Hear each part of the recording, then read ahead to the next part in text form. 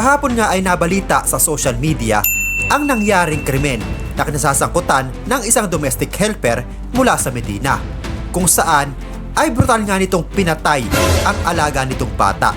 Sa kabila nga na nangyaring ito ay marami nga ang naging agam-agam kung ano ba talaga ang totoong dahilan kung bakit ito nagawa ni Kabayan.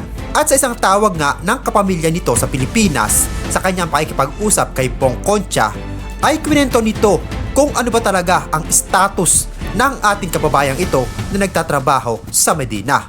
At ito nga ang mga revelasyon na sinabi ng kanyang asawa sa pakikipag-usap nito kay Bong Concha. Asawa nung worker? Opo. Ano ba nga nangyari, sir? Sasalaysay ko pong pangyari. Ganito Oh, po sige. yun, sir. Balak na po talaga umuwi ng asawa ko, sir. Hindi na Okay. po kaya yung mga ginagawa ng amo niyang babae dahil kahit pagod siya, minumura siya.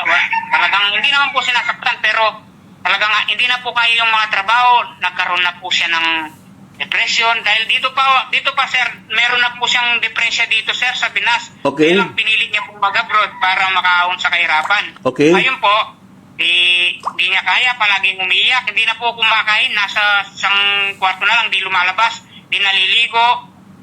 Okay. Talagang di na po, bumagsak na po yung katawan niya sir. Okay. Ganito, sabi ng amo niyang lalaki sir, mas maganda, kukuha na kita ng ticket, sabi niya. Yung Okay. walang nakakalam. Okay. Kinuha na po ng ticket. Okay. Ngayon, itong May po sana, makakauwi na siya, nakasked na po siya, sir. Kailan? Po sanang May, makakauwi na siya, sir. Okay. Dahil alam na ng amo niyang lalaki yung depression niya. Okay. Ngayon, sabi po ng amo niyang lalaki, okay na, sabi niya. Yung asawa niya po, yung babae pong, nakikita niya po yung cellphone ng asawa ko, binuksan niya, kunwari, mayroon lang siyang titignan, nakita niya po yung plane ticket niya, sir. Yun, nagwala siya, lalo nang pinagmumura, pinaka-cancel yung ano niya. Kaya lalo na naman po na-depress yung asawa ko.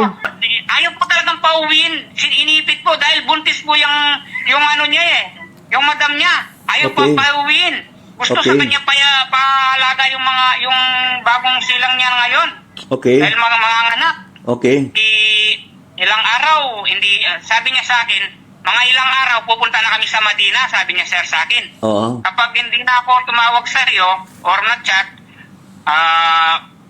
masyado na akong busy, sabi niya sir. Okay. Baka marami kang trabaho doon, sabi niya. Okay. Ngayon, ilang araw, hindi siya nag-chat-chat sir.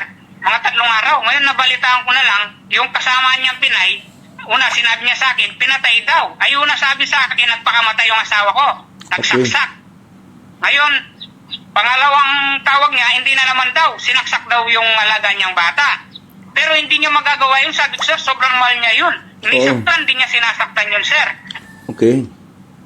Tapos, pag tumawag na naman sa akin na, ayun, binitay na daw siya, pinatay, pinugutan ng ulo. Tapos, sabi ko sa kanya, hindi pa rin ako naniniwala hanggat walang pruweba, sabi ko. Okay. Hindi niya magagawa yun. Nanginginig po yung Pinay na tumawag sa kasamaan. Baka pinremap lang yun kung sakali man, hindi niya magagawa yun, sir. Sabi ko po. Okay. Hindi pa namin alam kung ano nang nangyari, kung buhay pa sir o kung patay na.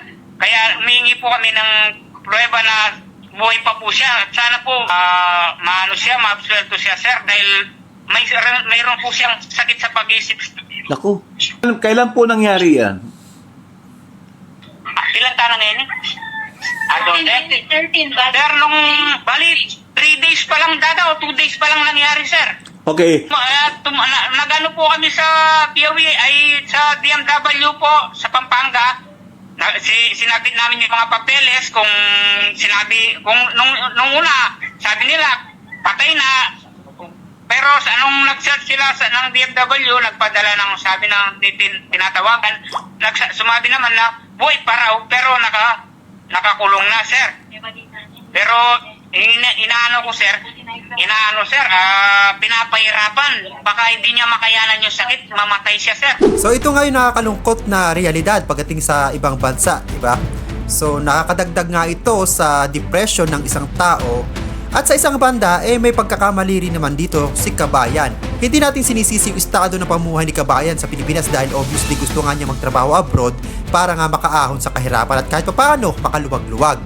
Ang mali dito, meron na palang mental issue itong si kabayan, dumiretso pa rin siya sa pag-apply papuntang ibang bansa. So sa ating pang mga kababayan, lalong-lalo na kung ang target yung puntahan ay Middle East at may mga ganito kayong pinagdadaanan, wag na po tayong magpumilit dahil hindi natin alam kung ano yung dadatnan natin, kung anong klaseng amo yung dadatnan natin. Dahil sa isang iglap ay pwedeng matrigger ang inyong mga anxiety, ang inyong mga depression kung sakaling makakaharap kayo ng ganitong klaseng amo. Kaya naman mga kababayan, lagi po tayo mag-iisip sa ating mga gagawing desisyon at ganito nga ang sitwasyon natin, pwede pa nating ikapahamak. At eto nga ang nangyari kay kabayan, nakakalungkot dahil nga humantong siya sa ganitong klaseng krimen at napatay pa nga niya ang kanyang alaga. At kung nagustuhan yung video ito at bago ka pa lamang dito sa aking YouTube channel, ay ini-invite kita mag-subscribe at pahit na rin ang notification bell para lagi kang updated sa mga viral video at balitang OFW na ina-upload natin dito sa ating YouTube channel. Maraming salamat sa iyong panonood.